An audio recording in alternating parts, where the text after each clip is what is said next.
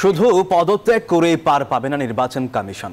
সংবিধান লঙ্ঘন করে বিগত ৩টি নির্বাচনকে বৈধতা দেওয়ার অপরাধে রাকিব, হুদা, আউয়াল ৩ কমিশনকেই বিচারের আওতায় আনার দাবি জানিয়েছেন বিএনপি নেতারা।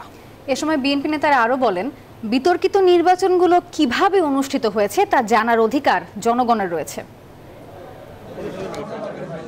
স্বৈরাচারী শেখ হাসিনা সরকারের পতনের ঠিক ১ মাস পর পদত্যাগ করলেন কাজী হাবিবুল আউয়াল সহ তার কমিশনের সদস্যরা।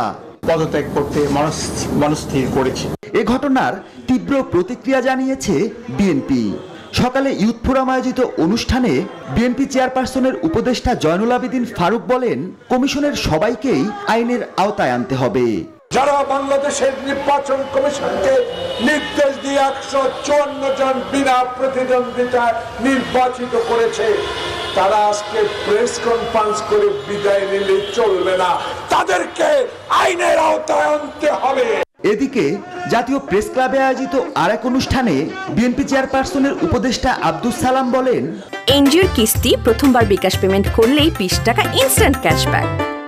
কৃষি সংস্কারে সব রাজনৈতিক দলের মতামতকেই গুরুত্ব দিতে হবে।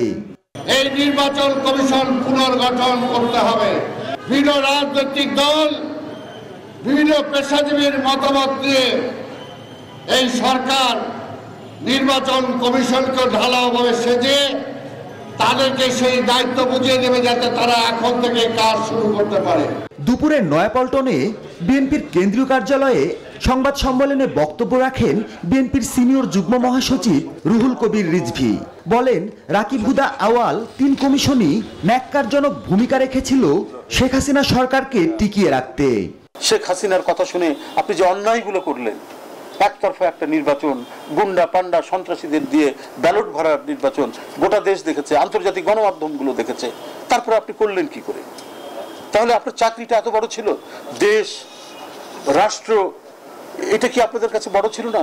অপকর্মকারীদের যদি ক্ষমা করা হয়, তবে বৈষম্য বিরোধী আন্দোলনের শহীদদের সাথে বেইমানি করা হবে বলেও মন্তব্য করেন রিজভী।